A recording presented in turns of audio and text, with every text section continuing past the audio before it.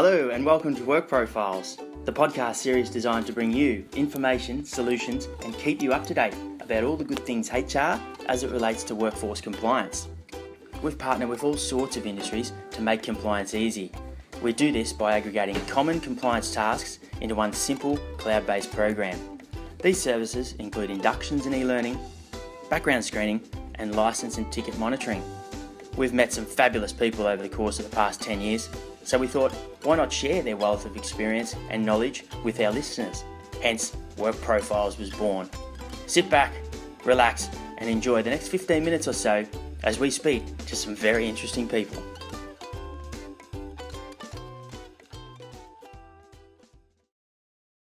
Hello and welcome to this first episode of Work Profiles. I'm your host, Luke Mugavin, and today we're going to be speaking to the founder of WorkPro, Tania Evans.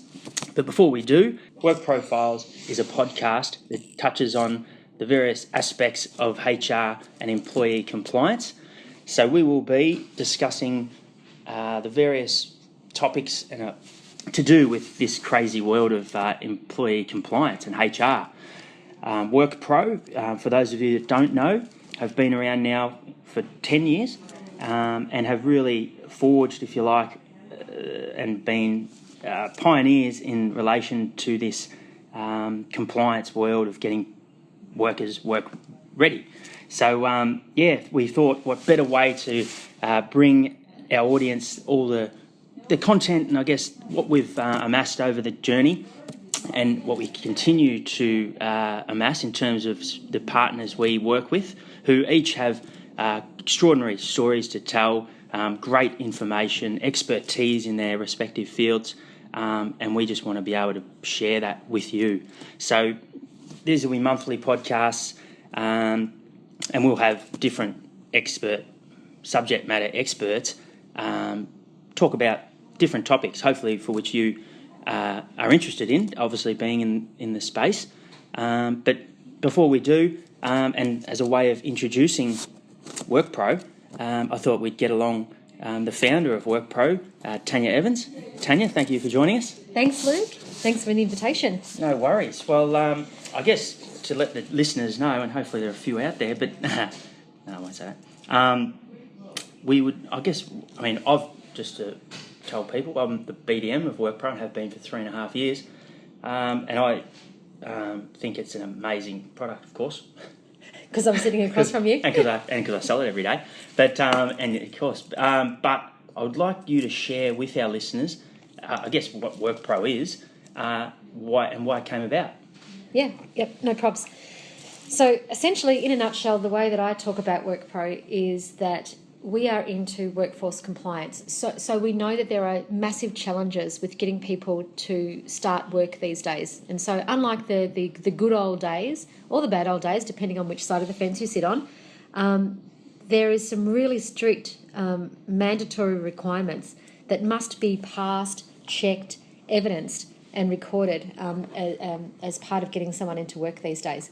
So we recognised that there was going to be a huge burden around compliance, and this is 10 years ago. And so we thought, okay, if we build a platform, a web-based platform that enabled someone to get work ready quickly, and we started building in employment-related processes. So things that people find really tough. So there's work health and safety, you've got to read the Fair Work statement, you have to give us your tax file number, you have to give us your superannuation fund. You may or may not need to do a background screening check. And certainly if you're a non-Australian citizen, you have to check that you have the rights to work in Australia.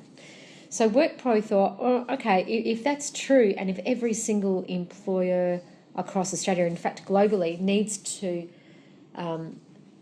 manage and deliver these processes, why can't we build a web-based platform that aggregates those different services and license it out to companies that enables them to get someone work ready quickly? So enables someone to jump online, get all the paperwork and administration out of the road, and allow an employer to, in a very secure manner, log into our portal and check, view, validate, monitor, set calendar alerts for various information. That's got to be a good thing, which will enable someone to get work ready quickly and start a job, which is all they care about. Fantastic. And well, how many people have you inducted or checked throughout the journey to date? Look, I don't have the exact figures in front of me, but the team tell me there is almost 1 million people who have completed WorkPro. That's across Australia and New Zealand. So that is impressive. And that means that there is a ready-made database of individuals ready. They're work ready. They're ready to be employed. They've completed their paperwork and they're ready to be validated. And those profiles are portable or share it, so they can effectively share that with other agencies who use WorkPro. That's the exact unique proposition. So look, there's lots of providers in the market. There is induction providers and there's background screening providers. But I think what WorkPro does really uniquely is that we've got a central portal that enables someone to complete processes once, or applications or paperwork once, and then share multiple times. So they're really creating for themselves a digital profile that becomes, I guess, their compliance profile as part of, just as a CV, outlines skills and qualifications and experiences. We are the compliance CV part of that candidate's career history. Right. And can I ask, Tania, there would have no doubt been some challenges and lessons that you've learnt along the way. 10 years ago, I guess the landscape was a bit different. People weren't so knowledgeable or aware of their responsibilities around delivering this stuff. What was the sort of reaction early doors, and how has that changed, and how is it continuing to change in terms of people's awareness of their responsibilities? Yep. So WorkPro, when we started off, we were only ever going to be a work health and safety training or induction platform. We didn't have any designs on any of the other good things that we do today. So one of the earliest challenges for us was using the internet. So not necessarily the companies that we licensed WorkPro to, but the companies were afraid that delivering training or induction online meant that the results may have been skewed. They were a little bit sceptical about the ability to ask someone to complete a work health and safety away from the office. They felt that they couldn't validate effectively that was who that person says they are. And that was probably the biggest challenge for us in the early days. And that's still an objection I come across today, even with new business who worry that that's going to be not completed essentially by that individual. Yeah. And I'd like to know what your response to that would be. Yeah. Well, WorkPro is not the end-to-end solution in terms of work health and safety. There are many facets of getting someone ready for work in terms of safety, and they are the initial part of giving them a grounding in the inherent risks and hazards of their particular job or their particular industry. And then, of course, they get to site, and there is a site-specific induction. And then if the person's role changes at that site, they need to be re-inducted or retrained or provided refresher training. So we've always advocated that WorkPro sits very squarely in that generic part of work health and safety induction. So it provides them with some basis for, if you are a forklift driver, we provide them with the knowledge and the information and the risks and hazards of being a forklift driver. We don't profess to be anybody else. So sure, if that training is done away from the office, it is going to be difficult for you to validate that that person is who they say they are, short of fingerprinting. But the reality is that they need to be provided with grounded knowledge or base knowledge of their particular role. And then once they get to site, that's where the main focus should be. So I guess the question back out to a client is, does it really matter that you can't validate who that person is, because there is the triage kind of process of getting someone ready for work from a safety point of view? And you know what? I've never had any objections to those kinds of debates or conversations. Right. And I guess WorkPro was born out of the recruitment industry. We have and still do deliver to a lot of agencies. However, WorkPro's application is obviously not limited to recruitment agencies. In fact, we're seeing other industries identify the application of using WorkPro. And what do you, I mean, industry-wise, what are you seeing, or what sort of applications are out there in terms of industry specific, and what do you think its role, WorkPro's, within those industries? Look, it's a good question, and we did start off life in recruitment simply because we recognised that there was a huge contingent of labour hire workers. So, these guys would be having potentially 3 and 4 contracts a year. So they were going to be delivered either the same induction or a similar induction every time they applied for a role. And that to us was a waste of time. Potentially they could be induction fatigued, which meant they could actually present a risk at the job site. And there may be, I think importantly, they could be delivered something slightly different every time they applied for a role. So true, we started off life in recruitment. We saw an opportunity where people could potentially be, for all those reasons I've just talked about, over-inducted. But every single employer, regardless of whether they engage volunteers only, whether they engage contractors, labour hire, or permanent employees or contingent workforce, every single employer needs to deliver a work health and safety induction. So regardless of the industry, which is why we've built our modules the way we have. So our modules are built for job and industry, not by risk and hazard. So they're applicable to anyone. Yep. And how many are there currently in the library? Because I know this already. So there's The 30. induction modules? Yeah, there's 30. As 31. As of Monday, there'll be 31. There'll be 31. And give us an example of what those modules are. Anything from, so in the white collar space, we have office worker, we have ICT, contracting worker, we have discrimination, harassment and bullying.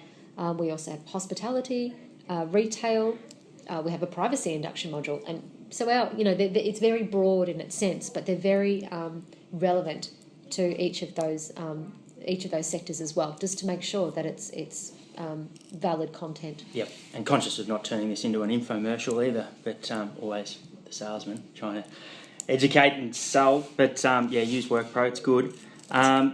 What does the future hold for WorkPro? This is a very exciting year. I know 2016 is going to be the best year yet, our 10th birthday. Yeah. The rewrite, tell everyone about this rewrite, which is very exciting about as far as what it's going to allow as far as usability and what our clients are going to be able to do and how it's going to streamline their processes even further. Yep. There's a lot of questions, Luke. So, and I can't quite remember the first one. It was so long. But I guess the first thing, 2016 is a really exciting year for WorkPro. We are 10 years old this year. We recognise that technology has changed. People's attitudes to technology has changed, and our customers and candidates' demands for technology and just-in-time services has changed. So we want to be just as we did 10 years ago, where in my world, I think we've revolutionised the way that people can be inducted and their readiness for work made more efficient. We're going to do that again, and the way we're going to do that again is to completely rewrite the system so that we can integrate with any technology platform, and that's pretty encouraging. Particularly, we have 800 customers and 1 million people who have used WorkPro. I think it's an exciting time to be in recruitment or HR related technologies. I think that the opportunity to integrate with logical partners just makes perfect sense. People want to do a process once. They want to drive efficiencies. We're too busy. So on Monday, we will release our police check rewrite, which means that we can pretty much integrate with any platform that requires a police check with results available within minutes. So it's really exciting. Terrific. That sounds very exciting. And I think our next podcast episode, we're going to actually speak to the software engineer responsible for this development, Mr. Allen. Okay. So AK will be joining us here live in the studio at WorkPro Files HQ. So what I want to do in wrapping up is provide our audience with 3 key learnings or takeaways. That's not necessarily from you. This is from me. Okay. So I guess, and I didn't touch much. I would have loved to have delved a little deeper into the history or how it got started. Attitudes? Yeah, people's attitude. No, that was good. It was more so the passion. I think your passion for the product and for where it's come from. I think, and that's what I envisage as having as a key learning. But I can't say that now because we didn't touch on it. But I think passion is the number one. And in fact, as I sit here, we've got a sign that sits up in our office that says, working hard for something we don't care about is called stress. Working hard for something we love is called passion. So I think that's my number one takeaway. You can't do anything if you're not passionate about it. It's a great takeaway. Yeah. Keep on believing. Keep on believing. The second takeaway, well, and I didn't touch on this much either, but no, you have had your challenges, but I think persistence or continuing to evolve has been a key thing. So, and WorkPro's definitely done that throughout the journey. Tania hates that word, so I was going to try and drop that as many times as possible. And the third takeaway, I think, is, I guess, why this podcast came about, and that's to always be improving or learning or educating, and that's something we try hard to do here at WorkPro. We know sometimes people don't know that they've got a problem, so it's creating the awareness sometimes, which we find we've got to do in order to then provide a solution. So they're the key takeaways. I hope you've enjoyed this first episode of Work Profiles. I'm your host, Luke Mugavin. You've been speaking with Tania Evans, and hope you join us next time.